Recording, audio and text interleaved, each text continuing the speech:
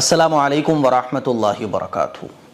رمضان کے مہینے میں کچھ دعائیں ایسی ہیں جو ہر روزے دار کو یاد ہونا چاہیے، اسی لیے آج میں آپ لوگوں کو وہ دعائیں بتانے جا رہا ہوں جو آپ کو ضرور یاد ہونا چاہیے۔ یاد ہیں تو بہت اچھی بات ہے، یاد نہیں ہے تو یاد کر لیجئے گا۔ رمضان میں یہ 10 دعائیں ہر روزے دار کو یاد ہونا بہت ضروری ہے اور یاد کرنا چاہیے، جو اس ویڈیو میں موجود ہے۔ تو آپ لوگ اس ویڈیو کو آخر تک دیکھیں، انشاءاللہ یہ دعائیں آپ کو مل جائے گی اور دعا کو یاد کر لیں، بہت فائدہ ہے رمضان میں۔ رمضان کی 10 دعائیں، یہ دعا ہر روزے دار کو یاد ہونا چاہیے، جو مفتی ایم قاسمی صاحب قرآن و حدیث کی روشنی میں بتا رہے ہیں۔ تو آپ لوگ اس ویڈیو کو ضرور دیکھیں اور ویڈیو پسند آئے تو ویڈیو کو شیئر کریں۔ السلام علیکم ورحمۃ اللہ وبرکاتہ۔ رمضان کے مہینے میں کچھ دعائیں ایسی ہیں جو ہر روزے دار کو یاد ہونا چاہیے، اسی لیے آج میں آپ لوگوں کو وہ دعائیں بتانے جا رہا ہوں جو آپ کو ضرور یاد ہونا چاہیے۔ یاد ہیں تو بہت اچھی بات ہے، یاد نہیں ہے تو یاد کر لیجئے گا۔ آپ کی عبادتوں میں یہ 4 چاند لگا دیں گی، ثواب زیادہ پڑے گا، ہے نا، اور آپ کو مزہ بھی آئے گا۔ ایک ضروری اعلان یہ سماعت فرما لیں کہ جو لوگ دینی بک پڑھنا چاہتے ہیں، اگر آپ کو اردو آتی ہے تو یہ جو اسکرین پر کتابیں نظر آ رہی ہیں نا اردو کی، یہ علم کا خزانہ ہے۔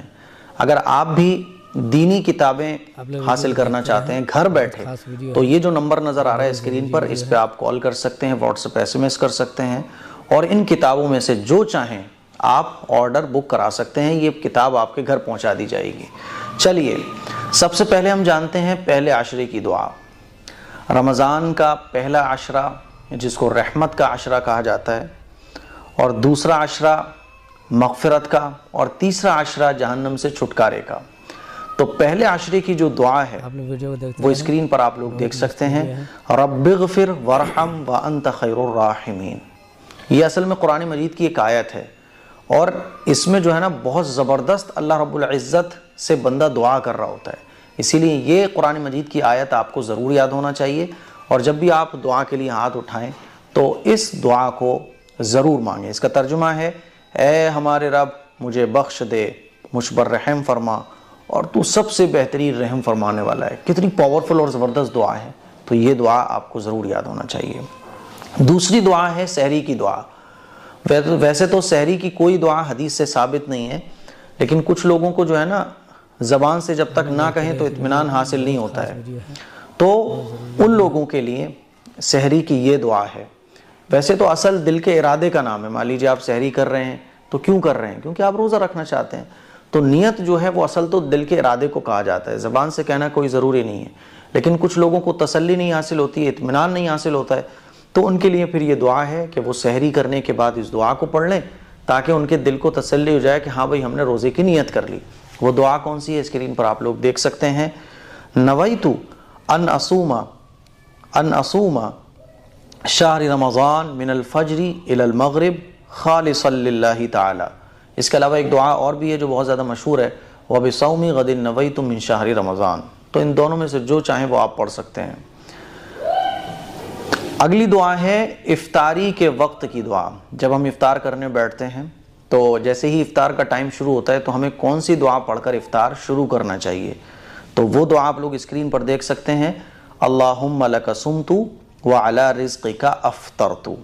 اس دعا کا ترجمہ ہے، اے اللہ میں نے تیرے لیے روزہ رکھا اور تیرے ہی عطا کردہ رزق سے افطار کیا۔ ایک دعا اور بھی ہے، اس میں کچھ الفاظ بڑے ہوئے ہیں، اللہم انی لک صمت وبک آمنت وعلیک توکلت وعلی رزقک افطرت۔ تو دونوں دعاؤں میں سے جو چاہیں وہ آپ پڑھ سکتے ہیں۔ افطاری کے بعد کی بھی ایک دعا ہے جو ہر روزے دار کو یاد ہونا چاہیے۔ رسول اللہ صلی اللہ علیہ وسلم اس دعا کو پڑھا کرتے تھے۔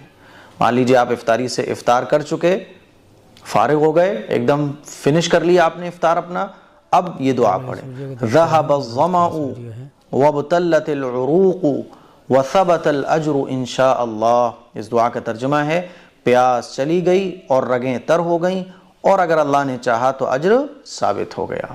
بات سمجھ آ رہی ہے؟ اب کسی کے ہم کبھی کبھی کیا ہوتا ہے، روزہ افطار کرنے کے لیے جاتے ہیں، کسی دوست نے ہماری دعوت کی، کسی کے ہم افطار کرنے گئے، تو کسی کے یہاں اگر ہم افطار کریں کسی دوسرے کے یہاں، تو ہمیں روزہ افطار کروانے والے کے لیے یہ دعا پڑھنا چاہیے۔ وہ دعا کون سی ہے؟ اسکرین پر آپ لوگ دیکھ سکتے ہیں۔ افطر عندکم الصائمون واکل طعامکم الابرار وسلط علیکم الملائکہ۔ اس دعا کا ترجمہ ہے تمہارے پاس روزے دار افطار کیا کریں، نیک لوگ تمہارا کھانا کھائیں اور فرشتے تمہارے لیے دعائیں کریں۔ کتنی زبردست دعا ہے، یہ بہت زبردست تحفہ بھی ہے اس کے لیے جس کے ہاں افطار کر رہے ہیں، تو یہ دعا آپ کو ضرور یاد ہونا چاہیے۔ اسی طرح سے دوسرے عشرے کی دعا ہے۔ دوسرا عشرہ یعنی اگلے 10 دن، یہ 10 دن گزرنے کے بعد اگلے جو 10 دن آئیں گے رمضان کے، اس کو کہا جاتا ہے دوسرا عشرہ۔ اس کی بھی ایک دعا ہے، اس میں ہمیں استغفار کی خوب کثرت کرنا چاہیے۔ استغفار یعنی استغفر اللہ ربی من کل ذنب واتوب الیہ، استغفار خوب ہمیں کرنا چاہیے۔ ویسے تو پورے رمضان ہمیں خوب استغفار کرنا چاہیے، لیکن دوسرے عشرے میں خاص طور پر کرنا چاہیے۔ تیسرے عشرے کی دعا، تیسرے عشرے کی دعا کون سی ہے؟ اللہم انک عفو تحب العفو فاعف عنی یا کریم، یا فاعف عنا، فاعف عنی، سب صحیح ہے۔ اس دعا کا ترجمہ ہے اے اللہ آپ معاف کرنے والے ہیں، بڑے کریم ہیں، اے اللہ آپ معافی کو پسند فرماتے ہیں، تو اللہ آپ مجھے معاف فرما دیجئے۔ کتنی زبردست دعا ہے، یہ آپ کو ضرور یاد ہونا چاہیے۔ ویسے تو یہ ساری دعائیں آپ جیسے پہلے دوسرے تیسرے عشرے کی جو دعائیں ہیں آپ اس کو خوب پڑھ سکتے ہیں، ہے نا، کوئی اس میں باؤنڈیشن نہیں ہے کہ پہلے ہی عشرے میں پہلی والی پڑھنی ہے، دوسری والی دوسرے میں ہی پڑھنی ہے، لیکن یہ ہے کہ دوسرے عشرے میں دوسرے عشرے کی دعا کی خاص کوشش کرنا چاہیے پڑھنے کی۔ اسی طرح سے تیسرے عشرے کی ایک دعا اور بھی ہے، اللہم اجرنا من النار۔ اس دعا کا ترجمہ ہے اے ہمارے رب ہمیں جہنم کی آگ سے محفوظ فرما۔ تو یہ کچھ دعائیں تھیں جو میں نے آپ لوگوں کے سامنے رکھی۔ رمضان میں خاص طور پر ہمیں یہ دعائیں یاد ہونا چاہیے۔ اسی طرح سے درود شریف کی کثرت اور صبح شام کی دعائیں بھی ہم خوب اہتمام سے پڑھیں۔ آیت الکرسی ہمیں یاد ہونا چاہیے، ہر نماز کے بعد ہم آیت الکرسی پڑھیں، اور رات کو سونے سے پہلے سورہ ملک پڑھ کر سوئیں، ہے نا۔ مغرب کی نماز کے بعد سونے سے پہلے سورہ واقعہ کی تلاوت کریں، فجر کی نماز کے بعد سورہ یاسین کی تلاوت کریں۔ تو یہ بہت سارے اعمال ہیں جو ہم عام دنوں میں نہیں کر سکتے، لیکن رمضان کے مہینے میں بڑے آسانی سے ہم لوگ کر سکتے ہیں۔ تو مجھے امید ہے یہ ویڈیو آپ لوگوں کو پسند آئی ہوگی، اس کو شیئر کریں، دوسروں تک پہنچائیں۔ السلام علیکم ورحمۃ اللہ وبرکاتہ۔